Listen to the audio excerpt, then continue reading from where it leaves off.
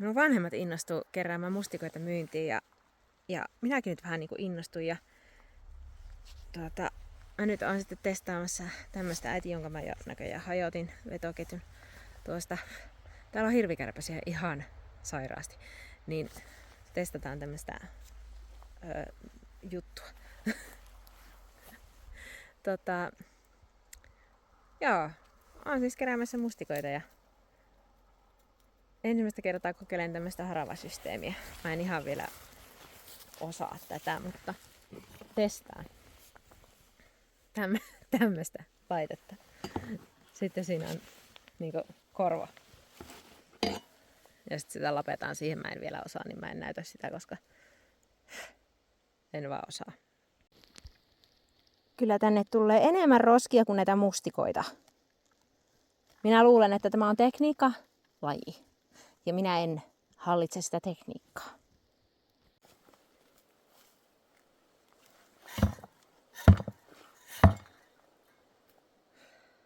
Mä saan tähän tarttumaan näitä oksia ihan älyttömästi. Mä en tiedä, että yritänkö mä nyt jotenkin ruopia liian syvälle vai mitä mä niin teen tässä väärin.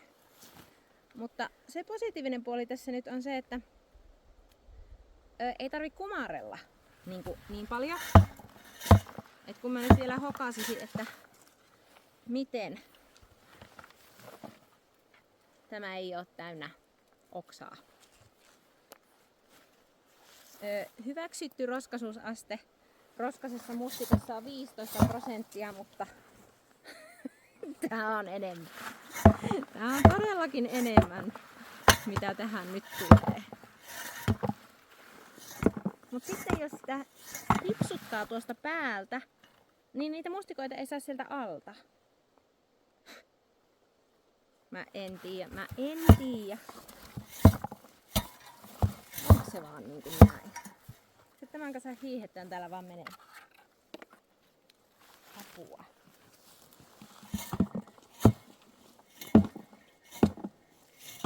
Nyt ne mustikat lentää väärään suuntaan. Ei sankosta pois. Kiitos. Vaan sankkoon. Nyt me tehdään semmonen juttu. Harhaudunko minä jo siltä uralta? Toivottavasti mä löydän vielä ton sankon ja repun tuolla.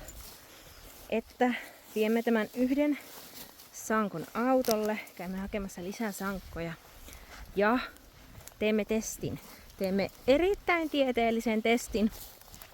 Kummalla tavalla saapi sankollisen kerättyä nopeammin tällä haravasysteemillä vai tommosella isommalla rohmulla. Ja mä en oo käyttänyt koskaan aikaisemmin tuota haravaa, nyt yhden sankon verran. Ja mä en oo koskaan käyttänyt tuommoista isompaa rohmua.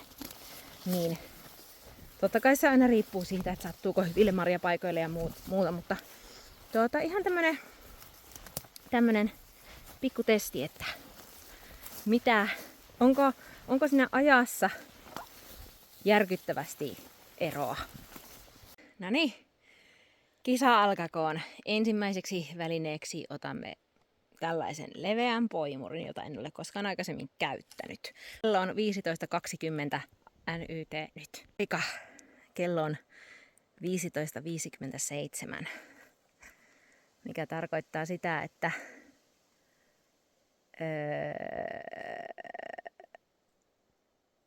jos mulla oli 15.20 eli 10 minuuttia, 40 minuuttia, miinus 3 minuuttia, 37 minuuttia. Sankolliseen ja ihan piripintaiseen sankolliseen tällä poimurilla tältä alueelta meni 37 minuuttia. Mikä on aika hyvin. Mun pitää kyllä laskea vielä, että pitääkö tämä paikkansa, koska musta tuntuu, että mä nyt ehkä laskin jotakin väärin.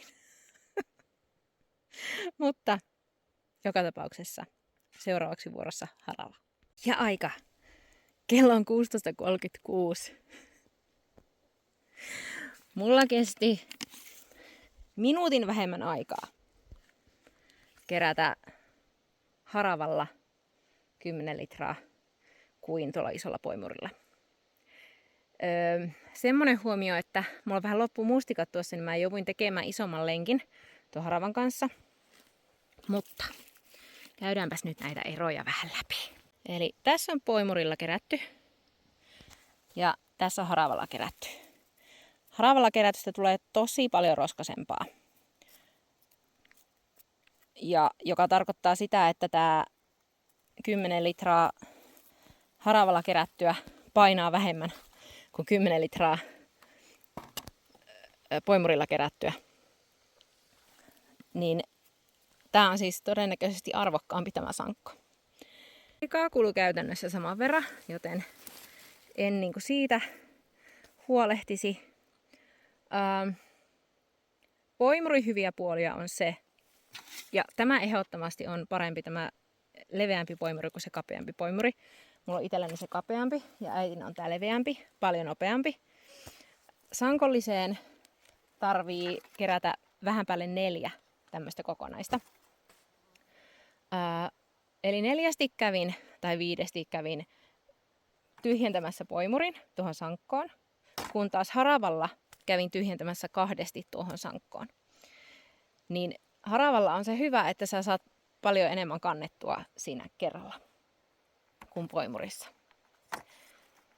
Haravan huono puoli on se, että se tekee tosi roskasta. Se repii vähän enemmän sitä varvikkoa kuin poimuri. Ja haravan hyvä puoli on taas se, että ei tarvii kyykkiä. Sitä pystyy tekemään suoralla selällä. Kun taas poimurin kanssa selkä menee aika nopeasti.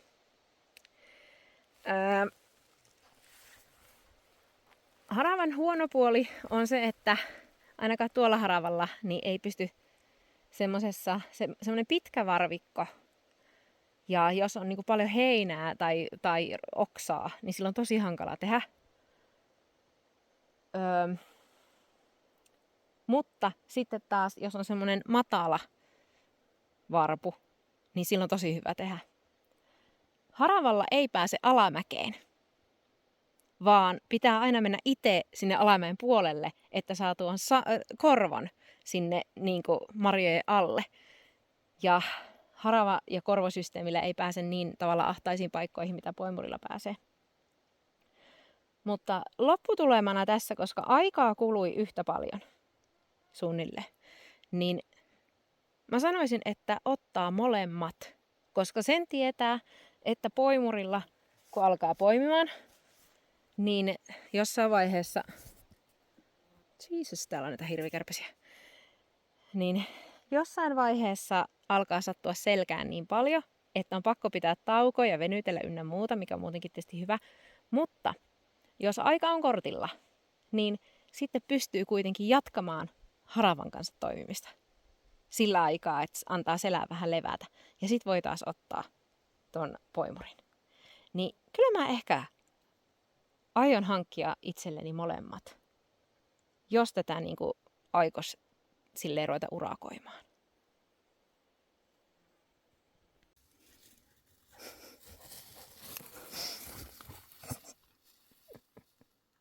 Minkä sinä löysit? No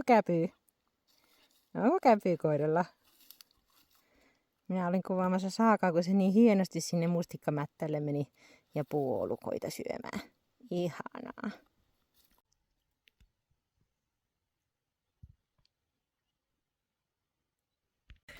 Mä tulin justiinsa kotiin mustikan myyntireissulta. Ja tuntuupa jaloissa ja selässä. Tulin kotiin 150 € rikkaampana. Ei paha, ei paha. Joo, tänä vuonna on mustikoita. On todella paljon. Ja itse asiassa tämä nyt innosti minua sen verran, että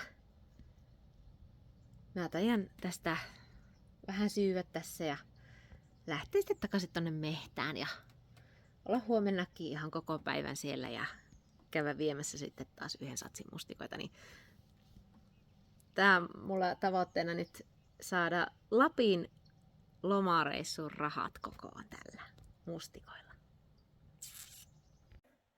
Kello on ehkä 6. Me on mustikassa. Mä alan ymmärtää tämän haravan jutun juonen. Hirveästi on itikoita myöskin. Ja tää ei revi mustikkaa juurineen, kun tällä oppii tekemään yhtään sen enempää mitä poimurikkaa. Ja mä oon nyt ihastunut tässä siihen, että tää ei ala koskea selkään, vaikka tää on aika raskas ja tuon korvon kantaminen on aika raskas, mutta tätä saa tehdä suorin selin. Niin mä oon nyt vielä tämän päivän keräämässä mustikoita. Tänään pitäisi olla hyvä keli. Mulla on varattu sinne 2 asti aikaa mustikoiden keräämiselle. Ja sitten mä lähden viemään ne taas sinne myyntipisteelle. Niin, oi että. Tämä on ihanaa. Ainut vaan, että pitäisi olla kyllä se huppusysteemi, koska itikoita on ihan sikana.